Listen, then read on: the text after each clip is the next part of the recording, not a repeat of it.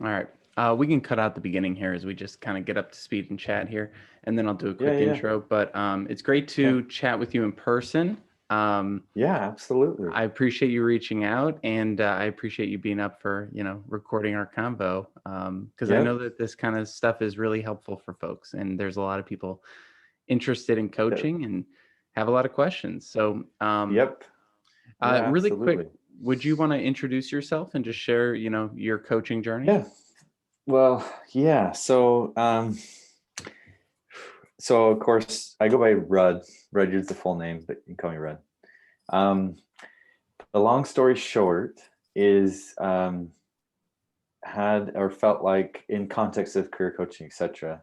Um, had somewhat of a circuitous journey, many may say, in what it is that my skills or strengths best apply to. And that's taken me from sales to digital marketing to television reporting to some outside project management, like I'd said, a little bit more in there. And where I've ultimately ended up is in the tech space. And I'm through UX design and research at a software development agency. And because of a graduate degree program, I was in I guess, introduced to software development. And obviously, well aware of General Assembly, right? And many other places like that. Yeah, And so once I decided I wanted to be in specifically the product management role, I had an uphill battle for sure in case of proving am I good enough, right? Take a chance on me, etc. And like you know too, there are no well-worn paths on this is exactly how you become a product manager or sure. UX designer or many other roles in the tech industry.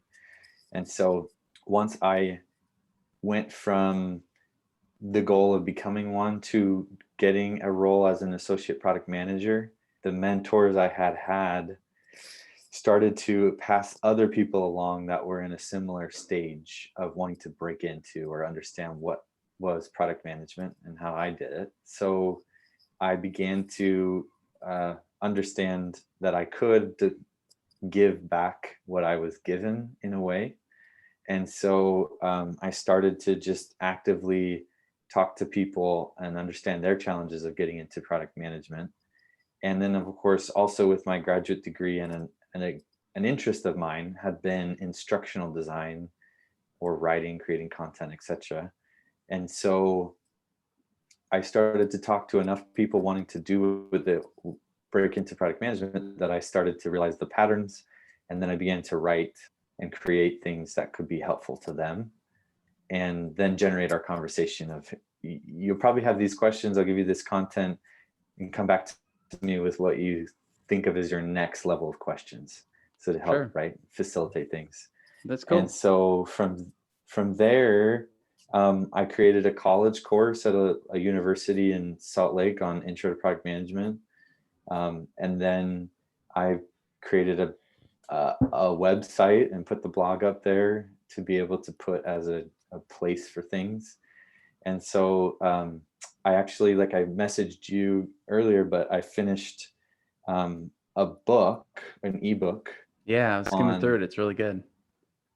Yeah. So, in the case being, is that there's so much good to be done, and we have so much more than we think we do by, say, our bank account or our job title. There's so much more to give. And so, I am interested, and there's a, there's an old way of doing things and a new way of doing things. And what the world knows about, mostly does know about career coaching, is the antiquated or older way, which Yeah. isn't bad. It's just an older phase. And stuffy suits, big firms, old school approach of What LinkedIn what and would you other. say the old school approach is versus the new school approach?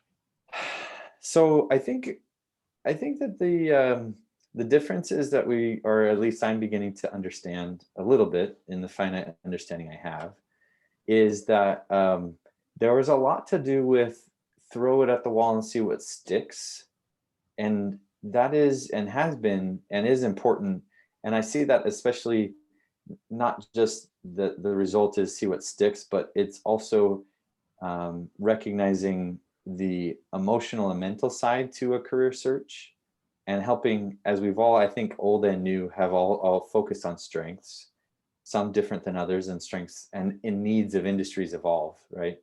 But when I think about new, I do think actually much more about metric driven because we have this evolution of like boot camps that allow for or have because of things like um, the don't pay your tuition until you're graduated, right? And Hmm. many other things.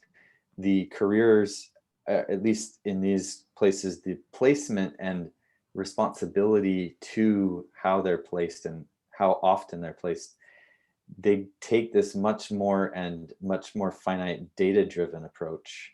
I have to place this many people. Managed through Salesforce and understanding I'm reporting on this.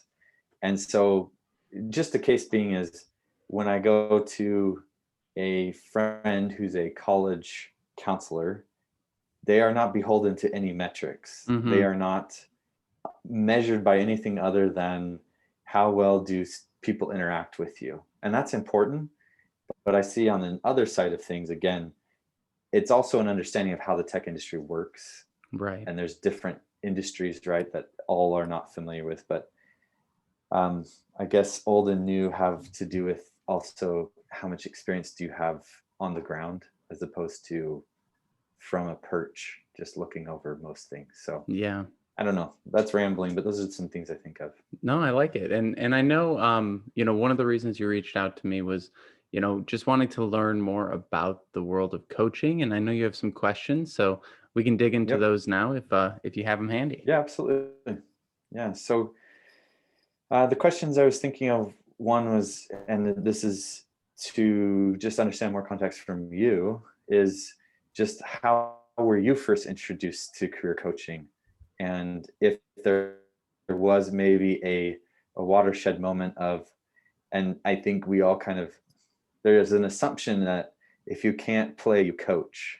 And I wonder if there was this feeling of that, and it may be obviously a false perception, but what was it that spoke to you about I want to coach careers, Sure. and Yeah. that's where I want to be. Cool. Yeah. The that's a fun quote of those who can't do teach, right? Yeah, And I don't know, maybe there is truth to it. Who knows? But sure. one of the things that I find interesting is like there's a general idea or a general sort of ethos out in the world that exists where people are always saying I could do this other person's job. And I think it's really Hmm. funny. Like my partner's a muralist and a painter, and she'll get Hmm. that gist from people every once in a while. And I've tried to do her job. I literally have. Like I've tried to paint a giant canvas, or I've tried to help her paint a mural. And although technically maybe I could pull it off, no, no, absolutely not. It's so hard and it's Yeah. so difficult. And like even just being on the ground on my side trying to paint something was so brutal to my body. I was like, this is impossible. So the same thing goes with coaching. I think a lot of times people will see it and go, well, anyone could technically be a coach, right? And you see that all the time. There's a lot of encouragement of like monetize your time. Even I talk about that stuff. And what people forget is like, are you are you able to be patient with people who aren't doing the things that they need to do while also complaining about the outcomes that they're getting? Are you able to be patient with them over long periods of time without losing your mind, right? Are you able to sit with someone who is having a full-on mental breakdown and Mhm. sit with them while they cry for an hour and help them get back to a good place. I've been on calls with people going through divorces, dealing with suicide. Like it's really, and then also know where your limitations are so you don't overreach and try to give advice in areas that you are not at all qualified to give advice. Like how do you handle those situations? And the truth of the matter is like to your point earlier, all these folks are talking about, or you mentioned like there's a new layer to coaching, which is the emotional side, right? It's not just yell at people to perform better, right? That's like the old way of doing it. The sort of drill sergeant just do it, just do it, just do it. It's like, yeah, until you have a full on breakdown, because social media and all these things are so complex and so emotional that, building a personal brand and digging into your identity is not an easy process, and people can get pretty lost trying to do it. So I do feel that it's quite interesting, because maybe the tactics can be taught by most people. If you've written a resume and you've gotten a job with it, you probably know how to write a resume.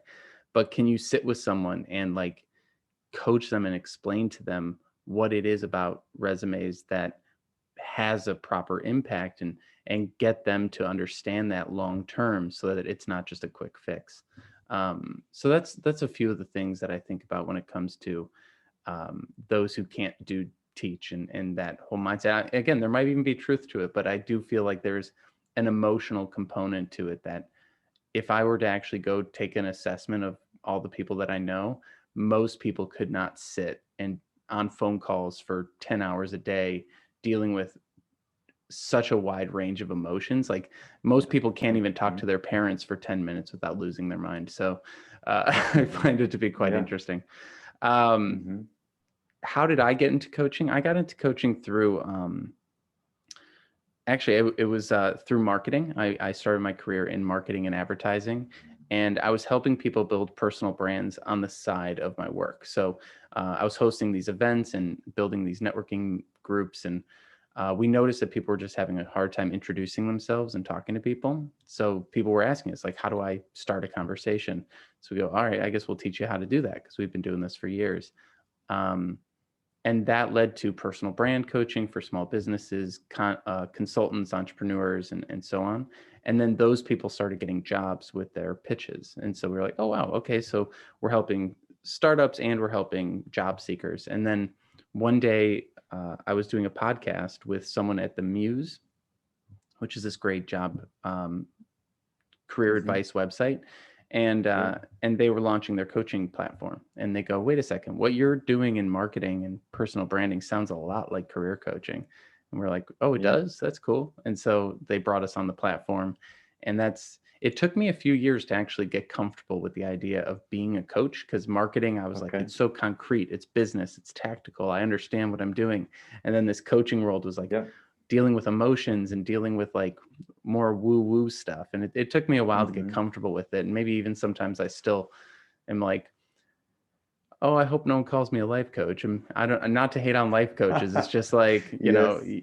there's these like, there's a lot of stereotypes, and a lot of, there's a lot of opinions out there on coaches, kind of what you said, those who can't do teach. And so it's a very interesting and sort of new field, and it's not Yeah. new because it's been around forever, but it's definitely growing in popularity, and so many people are getting Yeah. into it from so many different perspectives, from health to life coaching to career coaching to executive coaching to emotional coaching to any number of things, and they're all valid. And so it's just a matter of like, what is the way that you're doing it, and are you good with what you're doing? And I find that to be for me, it really is that sort of career space, and helping people figure out that it's not as serious as they make it out to be. um, Hmm.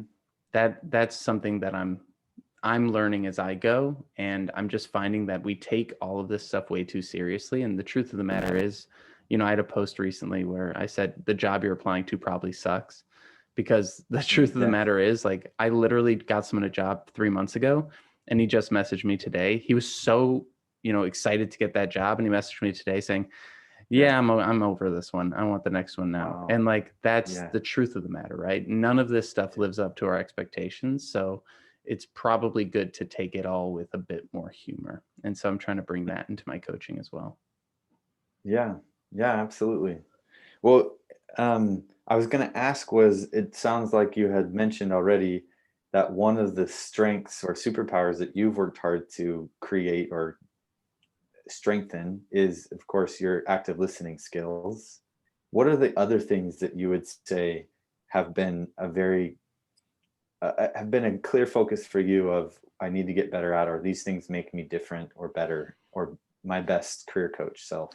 Absolutely. So the key things, the first thing I had to learn was how to schedule like how to really schedule my time. Um, Mm-hmm. and it's a constant struggle, right? Like even today, I woke up late because I couldn't sleep last night, and it just kind of throws everything out of whack. And you've unfortunately been on the other side of me having to reschedule things quite a few times. Sure. And so it's managing a schedule as a career coach, especially if you have a large client base, or you're working with a lot of schools. So I work with 3 different schools, 2 coaching sites, my own site, and gosh knows what else that comes through.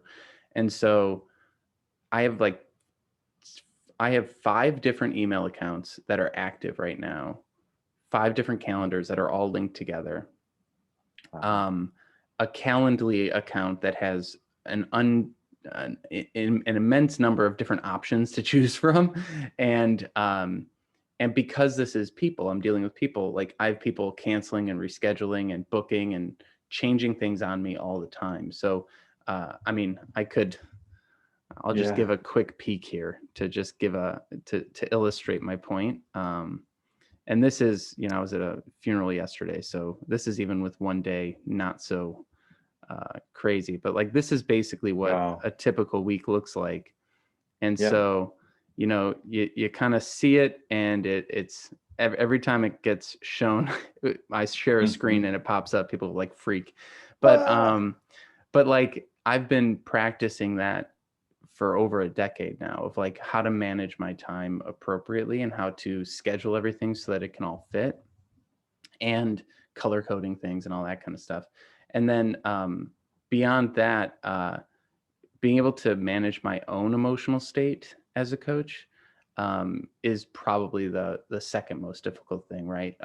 If I'm exhausted, or if I'm tired, or God forbid, back when I used to drink, if I was hungover, uh, Mhm. you can't really be your best coach, right? Your best self while coaching. And you really need to show up good to these calls. Otherwise, you're not going to be actively listening. You're not going to be attentive. You're not going to be any number of things. So I've made a lot of lifestyle changes, from cutting out alcohol to trying to get a really good sleep schedule together, which I still struggle with because I have insomnia, to, you know, getting into routines and building routines, and even blocking off time. Because if I don't block my calendar, it will be back to back the whole day, as many Mhm. hours as people can book.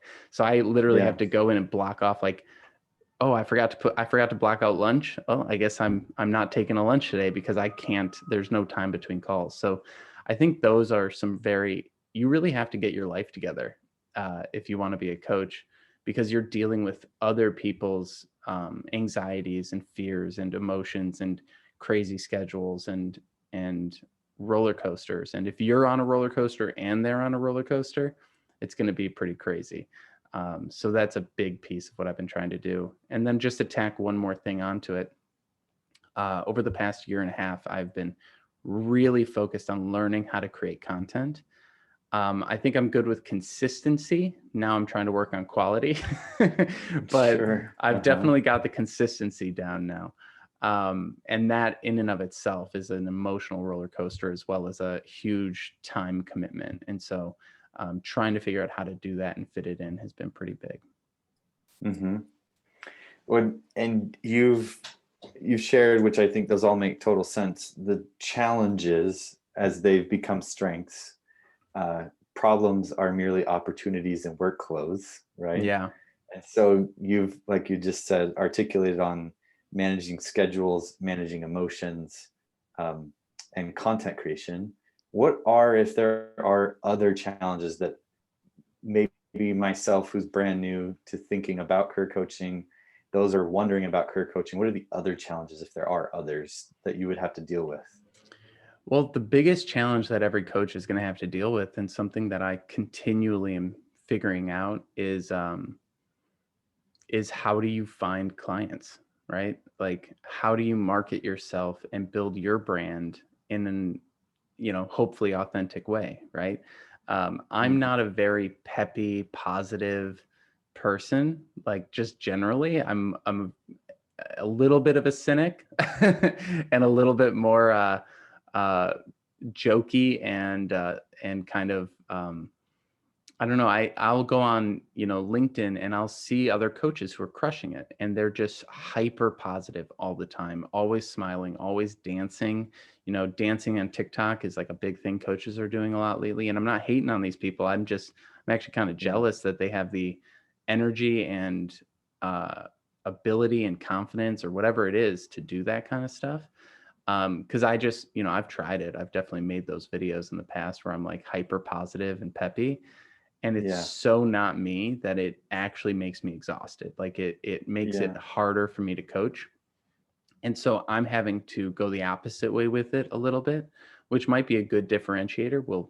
It sort of remains to be seen. Yeah. Yeah. But I'm kind of being a little bit more myself in my stuff. Like I used to just basically do, and I think maybe you have to go through this period of doing the basic stuff, like just making a video about resumes and not putting too much anything into it. I don't have to be overly personable in a video of tips on resumes, right? It's just Hmm. basic and how it is.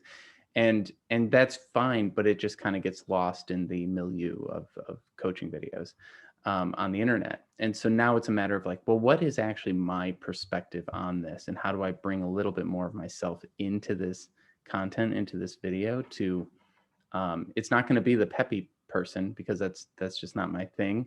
But there is maybe another flavor of that video that hasn't been made or that I can Yeah. bring something different to um, that remains to be seen. So it's something that's in development, but it's probably the hardest part for coaches is to just figure out what their approach is so that it's not just copy pasted from some Yeah. generic blog.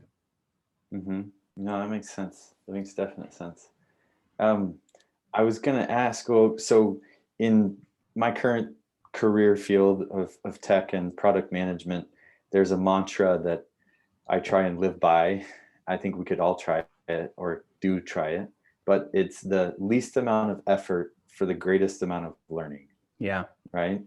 And so there's obviously myself, and I'm obviously whoever will watch this, and many others who think, what would it be like if I were to just try career coaching to see if I actually do enjoy it or if it's actually something that does get me going, etc.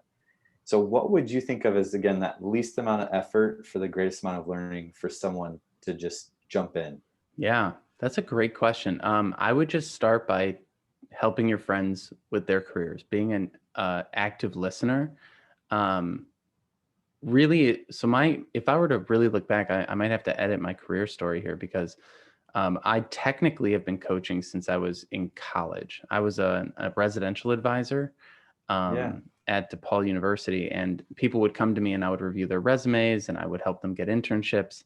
I didn't know what career coaching was at the time. I was just, helping the students on my floor. And then after college, I was helping friends with their resumes and stuff because I was just in marketing and they came to me for that stuff. And I don't know Yeah. why people always came to me for that. So like people just tended to open up to me about their struggles more than other people. Maybe I was just not judgmental as what someone told me. But Yeah. uh, Hmm.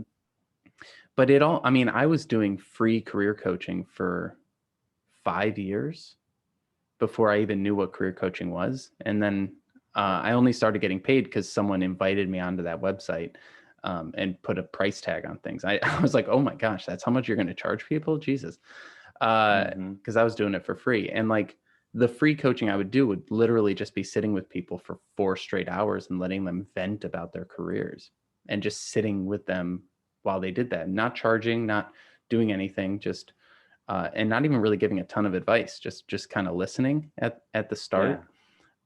So if you're interested in career coaching, I would just try to be that shoulder for people to talk to lean on, and and see if you enjoy that. Like I would always be really energized after I would talk to someone for 4 hours about their job and about their career and their life and everything.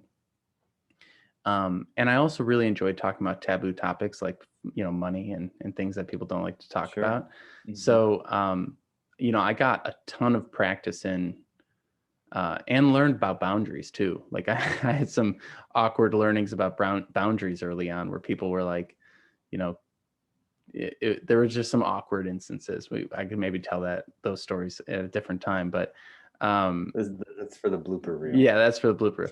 And so, but there was just a general sense of like, I end up in this position constantly of being the person that everyone tells about their bad manager, that people just vent to. And then I found a way to monetize that, because just through a series of interesting events. And now I'm, building a business around it. So I'm being much more active around it. So I would say, if you're interested in coaching, just try to start coaching people. Like, don't even like necessarily tell people you're coaching them. Just practice the skills of active listening, empathy. And coaching isn't about telling people what to do. It's about helping them realize what they should do so that it comes from them. So you don't even have to have the answers. And I think that it's nice to have backup answers in case they don't realize it. But Yeah. but a lot of it is helping them help themselves. So you don't need to, know everything. You just need to be able to help someone move slightly in the right direction. And then over time, it'll kind of solidify into the right types of offerings or services and things like that. Yeah. Yeah. I would say, just in my limited experience, it's been powerful to realize, when I go to help someone with whatever their career goal is, they are not coming to me, and I am not the source because I know all the answers, Mm-hmm. but because I can listen to them and help them dive into their own understanding and understand what they would like to do next. And 100%. so it's just them. They have the answers already. They just don't know where they are. That's right on point. That's right on point. And I know we're at time here, so I really appreciate you hopping Absolutely. on, and I appreciate you doing this, in a recorded format, so we can share it with other coaches and, Yeah, build a absolutely. discussion around these things. Because, I love having these conversations, and I have them with, aspiring coaches all the time. And so, Yep. it's nice to maybe, take it to that next step. But thanks so much, Red. Yeah, of course. And I'll reach out in a few weeks and check in and see because I want to give that resource, the ebook, That'd for be free great. to. So I wonder your feedback and etc. And then I can give you a pretty designed copy of it, and you can give it Yeah. out. Yeah, I'll Whatever share it you out with think. the email list. That'd be fantastic. So I'll check back in. Very cool. Well, good luck in building your coaching business, and Yeah, stay in touch and let me know how it's going. absolutely. Thanks for your time, Martin. You got it. Cheers. Bye bye.